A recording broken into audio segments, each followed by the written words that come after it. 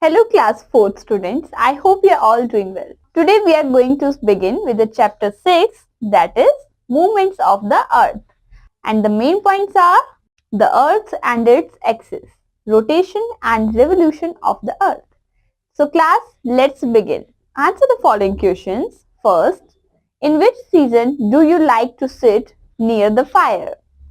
Second, in which season do you like to wear cotton clothes? Third, in which season do you wear a raincoat? You have to read these questions and answer them accordingly. The Earth and its axis. Our Earth is a planet. It is the only planet where living things like humans, animals and plants are found. Other planets do not have life on them. Many happenings on the Earth affects all the living things on it. The Earth has an imaginary axis that passes through its center and touches on 2 points, the North Pole and the South Pole. The Earth is tilted at an angle of 23rd and half from the plane of its orbit and around the Sun. The Earth has two types of movements, rotation and revolution. Here you can see the picture of the Earth and its axis. Now, rotation. The Earth spins on its imaginary axis. This movement of the Earth is called rotation. The Earth rotates from the direction of west to east. It takes 24 hours to complete one rotation on its axis. Here you can see in the picture of rotation of the Earth. Day and night. The rotation of the Earth causes day and night on it. The part of the Earth which is in front of the Sun has day and the part of the Earth which is away from the Sun has night. The Earth takes 24 hours to rotate once, so each part of the Earth experiences day and night. As the Earth rotates from west to east, we see sunrise in the east first. So, the eastern part of the Earth is the one day ahead of the western part. Now, here you can see the picture of day and night. Now, revolution. The Earth moves around the Sun. This movement of the Earth is called revolution. The Earth revolves around the Sun in a fixed path called the orbit. The orbit of the Earth is elliptical in shape. The Earth takes 365 days, 6 hours to complete one revolution. We have a year of 365 days. The extra 6 hours is collected for 4 years and the 4th year is of 366 days. This year is called a leap year. In a leap year, February is of 29 days. A leap year is divided by 4.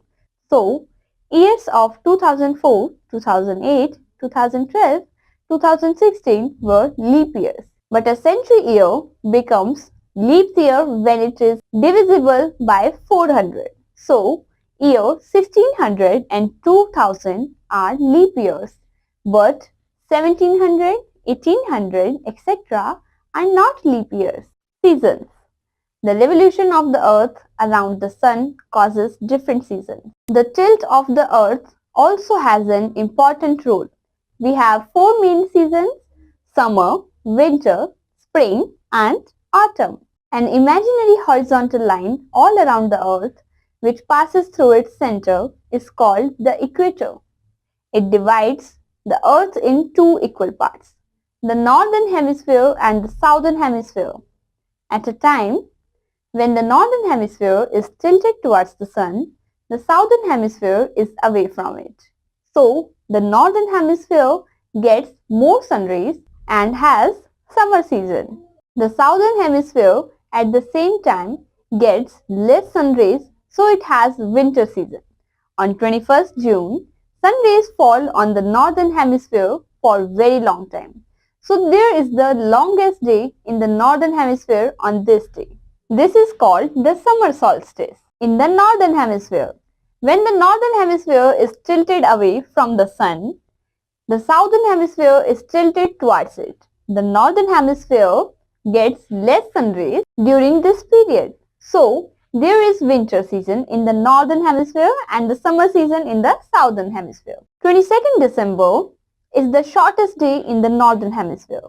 So there is winter solstice on this date in the northern hemisphere. Here you can see the picture occurring off season on the earth.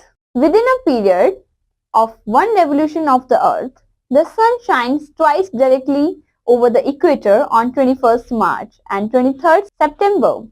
So the hours of day and night are equal on these dates. This is called equinox. The sun rays fall differently on the poles. They receive direct sun rays for 6 months alternately. If the North Pole receives the direct sun rays for 6 months, the North Pole does not receive it for that period. So, the poles have day and night for 6 months each. The poles also have summers and winter seasons of 6 months each. The rotation and revolution of the earth take place at that same time. So, we have continuous days and nights and different seasons on the earth. Now, the valued facts. Sun rays are very useful for us. Awesome fact. The earth's axis is tilted but it does not fall to this side. Now kids, let's learn new words. Orbit, path of earth's revolution, elliptical, egg-shaped, axis, a line crossing the center of the earth. Now kids, let's remember. The earth has an imaginary axis on which it rotates. The rotation of the earth causes day and night.